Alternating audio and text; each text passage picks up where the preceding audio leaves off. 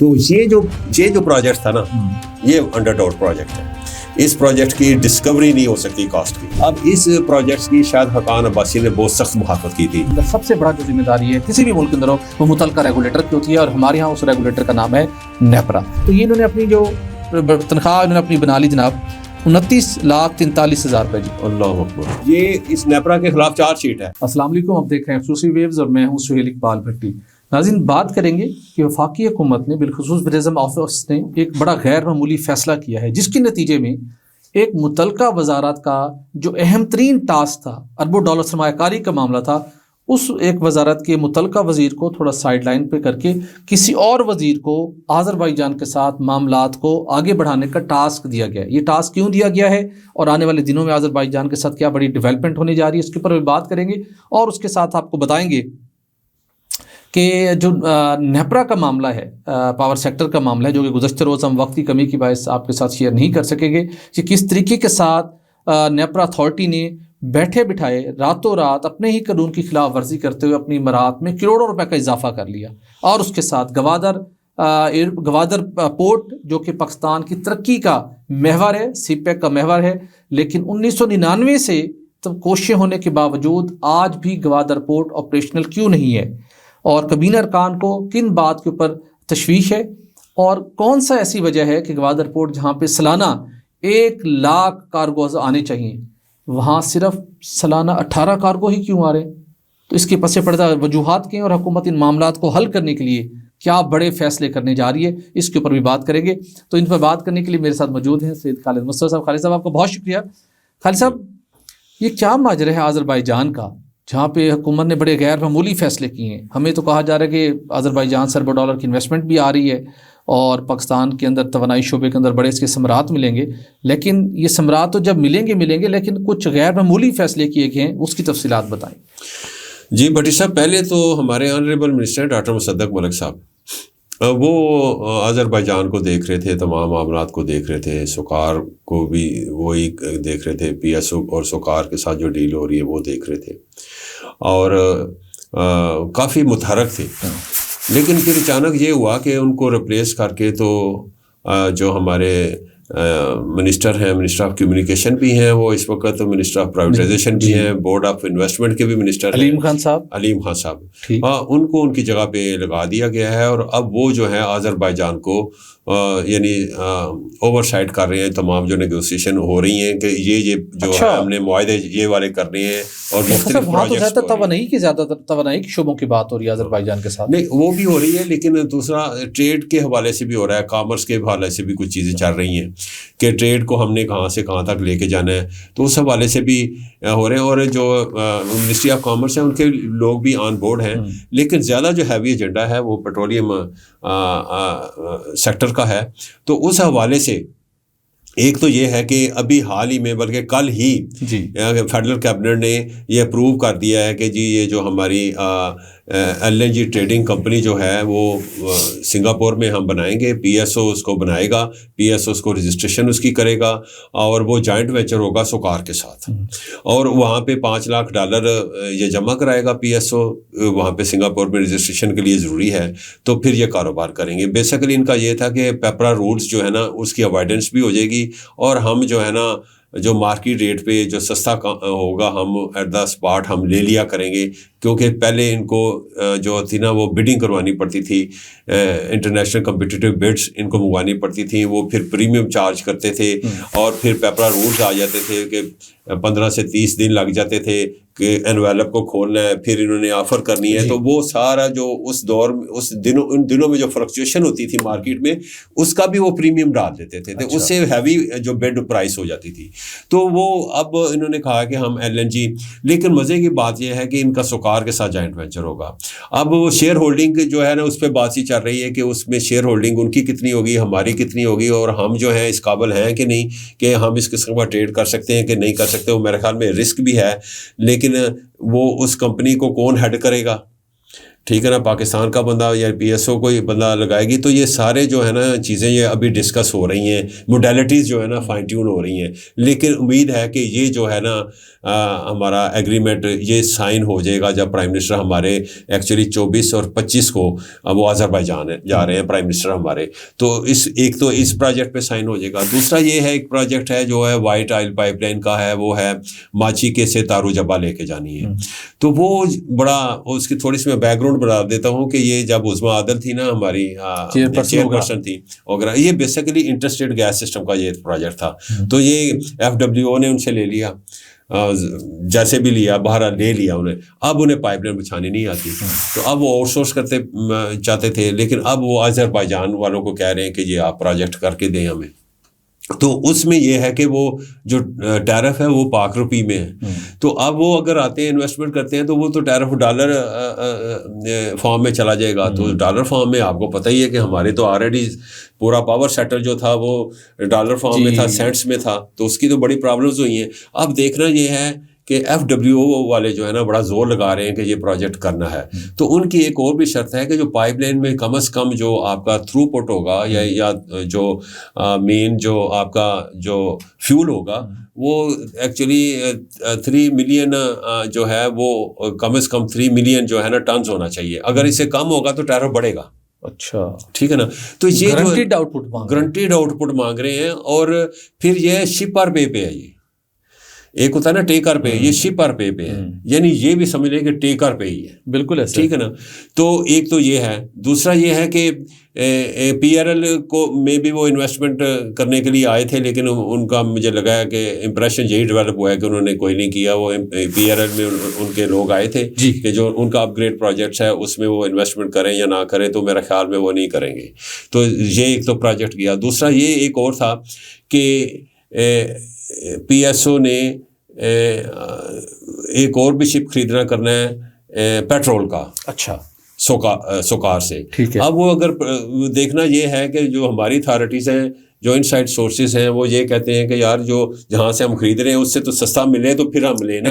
تو اگر ہمیں وہ مہنگا ملتا ہے تو وہ ہم نہیں کر پائیں گے. تو یہ جو پروجیکٹس ہیں نا بیسیکلی یہ پروجیکٹس وہاں پہ بڑے کرٹیکل سے پروجیکٹ ہیں. اور پائپ لائن اگر جو بات کی ہے ٹیک اور پے بیسس کے اوپر بڑا کرٹیکل پوائنٹ ہے. پھر اس کے بعد US ڈالر میں ریٹرن ہوگا. مجھے یہ بتائیں, یہ آذربائیجان کے ساتھ اتنی پرائم منسٹر آفس کے پورے ملک کے معاملات چھوڑ کے ہم بھی سنتے ہیں آپ بھی سنتے ہیں, جتنی پرائورٹی آذربائیجان کے ساتھ توانائی کے پروجیکٹس کو دی گئی یہ بڑا پریشان کن ہے. ایڈیشنل سیکٹری ایک تھے ان کو اڑا دیا گیا. تھوڑی سی کوئی چیز تاخیر نہیں ہونی چاہیے. صبح دوپہر شام زوم پہ میٹنگ کرنی ہے, پریزنٹیشن بنائیں, اپڈیٹ دیں. اتنی زیادہ اس کے اندر ایمرجنسی والی کیفیت کیوں ہے؟ وہ اس میں ایک بڑا آپ کو یاد ہوگا کہ ایک PLL کے ساتھ 2 سال کا ایک ہم نے معاہدہ کیا تھا PLL نے سوکار کے ساتھ. وہ ڈسٹریسڈ LNG انہوں نے ہمیں پرووائڈ کرنا تھا. تو وہ 2 سال کے تھے. اب یہ 5 سال کے لیے پاکستان کرنا چاہ رہا ہے. ان کے لیے وہ بھی ایک ایگریمنٹ ہوگا, اس کی ایکسٹینڈ کیا جائے گا اس کو. تو یہ جو پروجیکٹ تھا نا یہ انڈر ڈاؤٹ پروجیکٹ ہے. اس پروجیکٹ کی ڈسکوری نہیں ہو سکتی کاسٹ کی. اچھا بالکل ٹھیک ہے. تو یہاں پہ جو ہے نا یہ جو مین یاری دوستی جو ہوئی ہے نا ڈیولپ آذربائیجان کے اور پاکستان کے کچھ ٹاورنگ فگرز ہیں, ان کی جو دوستی ہوئی ہے نا اس کا شاخسانہ ہے, یہ یہاں سے شروع ہوئی ہے. اوکے, اس ایگریمنٹ سے. لیکن اس ایگریمنٹ کو مزید جو ہے نا دوام بخشا جائے گا اور مزید انہانسمنٹ کیا جائے گی. اس کی بھی سائننگ کرنی ہے پرائم منسٹر نے جا کے. اب اس پروجیکٹس کی شاید حقان عباسی نے بہت سخت مخالفت کی تھی. میں اسی طرف آ رہا تھا. اچھا وہ کیوں مخالفت کی تھی؟ وہ اس لیے کہ اس کا جو ہے نا پرائس ڈسکوری میکانزم کوئی نہیں ہے. ایک یہ نہیں تھا. دوسرا شاید حقان عباسی صاحب گورنمنٹ کمپنیز کے ساتھ کرنے کے اس کی مخالفت میں تھے. وہ کہتے تھے کہ یہ سارا ارینجمنٹ کریں ہم ضرور, لیکن پاکستان کی ایک پرائیویٹ کمپنی جو ان کے بڑے دل کے قریب بھی تصور کی جاتی تھی وہ جا کے کرے. مطلب وہ چاہتے تھے کہ وہ رسک وہ لے نا. ہم کیوں لیں ہر چیز پہ؟ کہنے کا مطلب یہ ہے کہ اس کا مین جو مسئلہ ہے نا بٹی صاحب, اس کی پرائس ڈسکوری نہیں ہو سکتی. آپ نے جب بھی انہوں نے خریدا ہے نا پچھلے جو انہوں نے کارگوز خریدے ہیں ڈسٹریسڈ LNG کے, یہ کیا کرتے تھے پہلے یہ بڈز منگواتے تھے. مثلا بڈز آ گئی, ٹریفک گورا کی بڈز کم آ گئی, تو 4-5 بڈرز آئے بیچ میں سے, اس میں سے ایک بڈ کم آئی تو انہوں نے جا کے انہیں بتا دیا کہ آپ اس کو میچ کریں, وہ 1 سینٹ نیچے کر دیتے تھے, اس میں بہت زیادہ سیونگ ہوتی تھی. اب کیونکہ جو ٹریڈنگ کمپنیز ہوتی ہیں وہ تو اپنا پریمیم لگا کے دے رہی تھی نا پیپرا رولز کے تحت, اس میں جو سیونگ کا مارجن سے آپ دکھا لیں وہ پھر بانٹا جاتا تھا. اب سمجھ آ رہی ہے بات کی, تو یاری دوستی کی کیا وجہ ہے؟ بڑی خطرناک وجہ ہے جی. چلے آگے بڑھتے ہیں. یہاں پہ کچھ یاری دوستیاں تو نیپرا اتھارٹی بھی نبھا رہی ہے آج کل. چیئرمین نیپرا اور ان کے اتھارٹی ممبران نے بھی آپس میں بڑی یاری دوستی نبھائی ہے. معاملہ یہ ہے کہ پاور سیکٹر کا جو نرخ یہاں تک پہنچے ہیں, آئی پی پیز کے اندر جو انہوں نے اوور انوائسنگ کی, انہوں نے اپنی کم ایفیشنسی تھوڑی کم شو کر کے ایکچوئل زیادہ تھی, اربوں روپے بنائے اور پاکستان کی معیشت کو, عام آدمی کو ادھیڑ کے رکھ دیا. اس کے اندر سب سے بڑا جو ذمہ داری ہے کسی بھی ملک کے اندر ہو وہ متعلقہ ریگولیٹر کی ہوتی ہے, اور ہمارے یہاں اس ریگولیٹر کا نام ہے نیپرا. اب نیپرا نے جہاں پر یہ وارداتیں تو پاسٹ میں جو ہوتی رہیں, اب انہوں نے دیکھا کہ جب ٹیرف کو آئی پی پی سے نیگوسیشن ہو رہی ہیں, گورنمنٹ خود ہی لگی ہوئی ٹاسک فورس معاملات کو حل کر رہی ہے, تو ہمیں تو ٹینشن لینے کی کیا ضرورت ہے. انہوں کے تلے ہم تھوڑے ریلیکس ہو گئے تو ہم کوئی اپنے ذرا معاملات کو دیکھ لیں. خان صاحب انہوں نے بیٹھے بٹھائے اپنی تنخواہوں کو, جو MP1 کے اندر ان کی میکسیمم تنخواہ تھی اس لیمٹ سے بڑھا کر خوفناک حد تک اضافہ کر دیا. کچھ ڈاکومنٹس ہمارے پاس موجود ہیں. میں نے 12 فروری کو اوگرا کے اسپوکس مین کو کویشچنز بھیجے 4. میں نے کہا یہی جو معاملات تھے کہ یہ ذرا بتایا جائے. انہوں نے ٹال مٹول سے کام لیتے رہے, تو ہمارے دوست بھی ہیں, تو میں نے کہا ان کو مارجن دینا چاہیے کہ چیئرمین صاحب کی طبیعت پہ گراں گزری ہوگی بات, ممبر لیگل کی طبیعت پہ سب سے زیادہ گراں گزری ہوگی نا, کیونکہ ممبر لیگل خود اس نے بتانا تھا کہ نیپرا کا سیکشن 8 کیا کہتا ہے. تو انہوں نے کہا جی کہ بس انہوں نے جواب نہیں دیا. تو الٹیمیٹلی یہ معاملہ آگے بڑھتا گیا اور یہ چیز انہوں نے امپلیمنٹ کر دی اور اس کو معاملے کو ٹیک اپ ہو گیا. پھر یہ معاملہ اس کے بعد اب یہ معاملہ کابینہ ڈویژن نے بھی ٹیک اپ کر لیا. انہوں نے اس سے ایکسپلینیشن مانگنے کے لیے اپنے قانون کی خلاف ورزی کی ہے. تو میں نے پھر ذرا ڈاکومنٹ کو اسٹڈی کیا. میں نے کہا انہوں نے کیا ہے اور کتنا بینیفٹ لیا نا جی. MP1 اسکیل کے مطابق نا جن کو بیسکلی ملنی تھی سیلریز جی, ٹھیک ہے, جو کہ جس کے اندر ہم اگر میکسیمم بات کریں جو گورنمنٹ نے ریوائز کی تھی 1 اکتوبر 2023 میں, وہ ان کو میکسیمم ان کو جو ان کو بیسک پے ان کی ہو سکتی ہے وہ 7,72,000. اس کے بعد ہاؤس رینٹ ان کو مل سکتا ہے 2,05,000. یوٹیلٹیز کی مد میں ان کو مل سکتے ہیں 35,000. تو آپ یوں سمجھیں کہ یہ تقریباً کوئی 10 لاکھ کے لگ بھگ میکسیمم ہے. میڈیکل بھی بس یہ 3 چیزیں ملنی ہیں. اچھا ٹھیک, 10 لاکھ کے اندر ہے جی. اب انہوں نے کیا کیا جی, انہوں نے کہا جناب نہیں جناب باقی کام تو ٹاسک فورس کر رہی ہے, ہم لوگ فارغ بیٹھے ہیں, ہم اربوں روپے کے اتنا بڑا پاکستان کا $1 بلین کا پاور سیکٹر ہے جس کے ہمارے سگنیچر سے فیصلے ہوتے ہیں, تو کیوں نہ ذرا ہمارے معاملات بھی بڑھنے چاہیے. بھائی اگر آپ نے یہ کام کرنا ہے تو پھر اپنی کمپیٹنسی کے مطابق کسی ملٹی نیشنل کمپنی میں جا کے کام کریں جہاں پہ آپ ملینز آف روپیز میں آپ سیلری لیں. اب انہوں نے جناب کیا کیا, انہوں نے جناب اپنی سیلریز بڑھا دیں.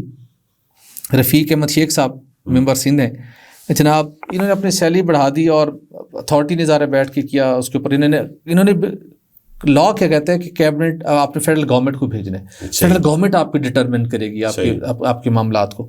انہوں نے خود ہی بیٹھ کے جناب اپنی سیلری کو بڑھانا شروع کی جی. 7 لاکھ تو وہ جو میں نے بتایا وہ تھا. اس کے بعد انہوں نے ڈالا ریگولیٹری الاؤنس. اچھا کیا ڈالا جی؟ ریگولیٹری الاؤنس پہلے تھا نہیں جی, میں نے MP1 میں تو آپ کو بتایا نا جی کہ میں نے یہ لمٹ ہے. صحیح.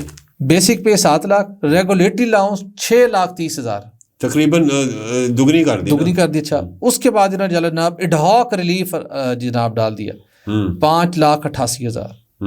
اس کے بعد جناب انہوں نے 2024 کا ڈالا. پھر ان کو خیال ہے نہیں یار 23 کا بھی ہمیں لینا چاہیے. ایڈہاک ریلیف 2023 کا لگا لیا 5,43,000. پھر انہوں نے کہا یار ہاؤس رینٹ جو پیچھے ہم نے بتایا وہ کم تھا, یہاں پر اس کو بڑھاتے ہیں 1,76,000 ہونا چاہیے. وہ ایڈ انہوں نے کر لیا. پھر انہوں نے کہا یار چھوڑے نا 2022 کا بھی تو ہمیں ایڈ ہونا چاہیے ڈاک ریلیف, وہ انہوں نے ڈال دیا جناب 1,05,000. پھر انہوں نے کہا اچھا یار وہ کار مونیٹائزیشن ہوتی ہے ہمیں مونیٹائز کرا لیتے ہیں کار, اچھا 95,000 وہ ڈال دیے. اچھا اس کے بعد انہوں نے کہا یار نہیں 2021 سے ڈاک ریلیف ایڈ کیا جا سکتا ہے چونکہ تنخواہ کو لے کے جانا تھا کوئی اراؤنڈ 3 ملین پلس, اس مقصد کے لیے ساری یہ ایفرٹس ہو رہی تھی. پھر انہوں نے ڈاک ریلیف 2021 کا ڈال لیا 70,000. پھر انہوں نے کہا جی یوٹیلٹی الاؤنس بھی ڈال لیتے ہیں جناب 31,870 روپے. تو یہ انہوں نے اپنی جو تنخواہ انہوں نے اپنی بنا لی جناب 29,43,000 روپے جی. اللہ اکبر. ٹھیک ہے, جو 7 لاکھ سے 10 لاکھ سے یہ 29 لاکھ تک چلے گی. 29 لاکھ چلے گی. اچھا جی, ایک ممبر. جی ایک ممبر, جی بالکل ایسے جی. اچھا اسی طرح پھر امینہ احمد ہیں, انہوں نے بھی, ان کا بھی اسی طرح ہو گیا. اس کے بعد مقصود انور خان ہیں ممبر, ان کا بھی یہی معاملہ ہو گیا. اس کے بعد جناب آج اللہ آپ کا بھلا کرے, مطر نیاز رانا صاحب, ڈی ایم جی گروپ سے تعلق, بڑا ایک نام, انہوں نے کہا جناب اسی کیوں پیچھے رہیے, ہمیں پتہ ہے نیپرا ایکٹ یہ وہ, ہم آپ چلیں یہ سارے کریں تو ہم بھی اس میں شامل ہیں. انہوں نے بھی جناب یہ سلسلہ بڑھا لیا, یہ سارے الاؤنس لے لیے جناب. بتائیں چیئرمین صاحب کی بتائیں نا. اچھا چیئرمین صاحب وسیم مختار چودھری صاحب, چیئرمین نیپرا جناب. جی جی 32,47,000 ہو گئے جی. تو یہ 32,47,000 پہ بھی چلے گئے. یہ کارپوریٹ سیکٹر کے ایم ڈی ہیں. یہ میرے لیے بھی بہت بڑا سوال تھا. ٹھیک ہے نا, اب ریگولیشن ہوتی نہیں ہے آپ سے جی. انہوں نے جو بگاس کے ساتھ کیا نیپرا نے, اور لنک کیا انہوں نے ڈالر کے ساتھ, ان کا ٹیرف پھوک ہے, گنے کا پھوک ہے, اس سے ایک الیکٹریسٹی جنریٹ ہوتی ہے. آپ نے پوری انڈسٹری جو یہ میں مانتا ہوں یہ پولیٹیکل انڈسٹری ہے, اور وہ بہت ہی پاورفل لوگ ہیں جن کی یہ انڈسٹریاں ہوتی ہیں, شوگر انڈسٹری, اور ان کے جو پاور پلانٹ سے آپ نے ان کو بگاس کے ساتھ کیا. یہ ہمیں مہربانی اور شکریہ ادا کرنا چاہیے ٹاسک فورس کا جنہوں نے اس کو ڈی لنک کروایا. یہ چارج شیٹ ہے, یہ اس نیپرا کے خلاف چارج شیٹ ہے. ان کی تنخواہیں جو تھیں وہ جو 10 لاکھ بنتی تھی یا 7 لاکھ بنتی تھی, اس سے ان کی کم کرنی چاہیے تھی ایز اے پنشمنٹ, لیکن انہوں نے اپنے طور پہ یہ کر دیا. پھر انہوں نے جو آئی پی پیز کا نشر ہوا اس کے اندر بھی چارج شیٹ, آئی پی پیز کے ساتھ جو ہے وہ بھی چارج شیٹ ہے ان کی بنتی ہے ریگولیٹر کے حوالے سے. اور ایک اور پروجیکٹ ہے جو ٹرانسمیشن لائن جو ہے ہماری موٹیاری سے لاہور آئی ہے, اور وہ جو ہے اس کی کاسٹ جو ہے وہ کوسچنیبل ہے, اور وہ کام نہیں کر پا رہی. وہ 4,000 میگا واٹ اٹھا ہی نہیں رہی, لیکن اس کے اگینسٹ ہم کیپیسٹی پیمنٹس دے رہے ہیں. تو کہنے کا مطلب یہ ہے کہ یہ پی پی آئی بی کا پروجیکٹ ہے جو $300 پر میگا واٹ مانگ رہے ہیں. ہاں جی, تو یہ بھی جو ہے نا کنائیونس ہے ان کی. یہ بھی مجھے لگتا ہے کہ یہ جو ہے نا لیا تو انہوں نے 100 موٹو نوٹس ہے, شاید اپنی پاپولیرٹی کے حوالے سے اپنے مزاج کے خلاف انہوں نے 100 موٹو لیا ہے اس کا. لیکن بیسیکلی یہ ہمارے جو چیئرمین صاحب ہیں یہ تو پی پی آئی کے راج دلارے ہوا کرتے تھے جب ایڈیشنل سیکرٹری ہوا کرتے تھے. تو یہ سارے کام ان کے زمانے کے ہیں, اور پھر جب یہ چیئرمین بنے تو انہوں نے بگاس کے ساتھ جو کیا, جو انہوں نے پریفرنشل ٹریٹمنٹ دی اس کو جسٹ فار نتھنگ, اور یہ ان کے خلاف اتنی خوفناک چارج شیٹ بنتی ہے. اور دوسری میں بتا دوں, یہ پارکنگ لاٹ رہی ہے نیپرا ہمیشہ, جہاں پہ جو دوسرے محکموں کے لوگ ہیں وہ صرف اس کی سیلریز کی طرف دیکھتے ہوئے یہاں پہ ہمارے ڈی ایم جی گروپ کے بابوز 3 سال کے لیے یہاں پہ آتے ہیں اور وہ چلے جاتے ہیں, پھر اور کہیں اور چلے جاتے ہیں, اور یہ 3 سال یہاں کے سیلریز لیتے رہتے ہیں. تو یہ بھی رہا ہے, اور ابھی بھی یہ نیپرا کے کچھ لوگ انوالو ہیں, اپنے رشتہ داروں کو انہوں نے یہاں پہ انڈکٹ کروایا ہوا ہے. تو یہ کہنے کا مطلب ہے یہ ہاش پاش بنا ہوا ہے, یہ پارکنگ لاٹ بنی ہوئی ہے, یہ ایک جو ہے نا ایک ایسا پانی ہے جو اب سٹنک دینا شروع کر دیا اس نے. اور وہاں کے کبھی نیپرا کی بلڈنگ میں جائیں اور وہاں پہ جناب جو فیسلٹیز ہیں, فیسلٹی سے لبالب بھرا ہوا ہے ہر لحاظ سے. تو لیکن جو آؤٹ پٹ ہے وہ ہمارے سامنے وہ نہایت کوسچنیبل ہے. اس وقت جو ہے نا ہمارا پاور سیکٹر کا بٹھا بٹھانے والے نیپرا والے, بالکل ایسے پاور سیکٹر بٹھا نیپرا نے بٹھایا. چارج شیٹ بنتی ہے, کیبنٹ ڈویژن کا کڑا امتحان ہے کہ ان کے خلاف کیا کارروائی ہوتی ہے. ماضی کے اندر آئی پی پیز کا معاملہ, ڈسکوز کا معاملہ بھی اپنا انیفیشینسیز نیپرا کے پارٹ پر رہیں.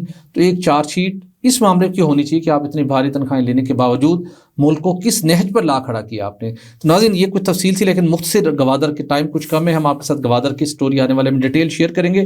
لیکن اس وقت حکومت نے تیاری کر لی, گوادر کو فلی آپریشنل کرنا ہے.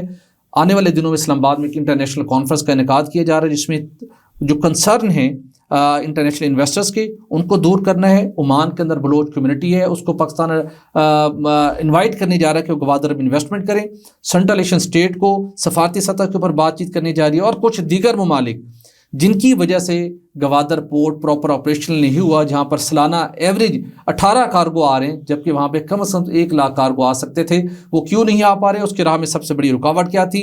اور گورنمنٹ اس کو ایڈریس کرنے کے لیے ایک بہت بڑا ایک کمپریہنسو ایک روڈ میپ بنا چکی ہے، اس کے اوپر امپلیمنٹ ہونے جا رہا ہے، جو ڈیفینیٹلی حقیقی معنوں میں پاکستان کی تقدیر سنوار سکتا ہے۔ تو چونکہ آج وقت کی قلت ہے، اس کے جو مزید اس کے جو سیلنٹ فیچرز ہیں گوادر کے اندر ہونے کیا جا رہا ہے، وہاں پر پاکستانیوں نے بہت لوگوں نے وہاں کئی سوسائٹیز بنی، لوگوں نے زمینیں بھی لیں، وہ وہاں پر بیابان پڑی ہیں اس وجہ سے کہ وہاں کوئی ایکٹیویٹی نہیں ہو سکی۔ تو میرے خیال میں آنے والے دنوں میں گوادر میں کافی آپ کو ایکٹیویٹی دکھائی دے گی، اس کی تفصیل ہم آپ کو آئندہ شو میں آپ کے ساتھ شیئر کریں گے۔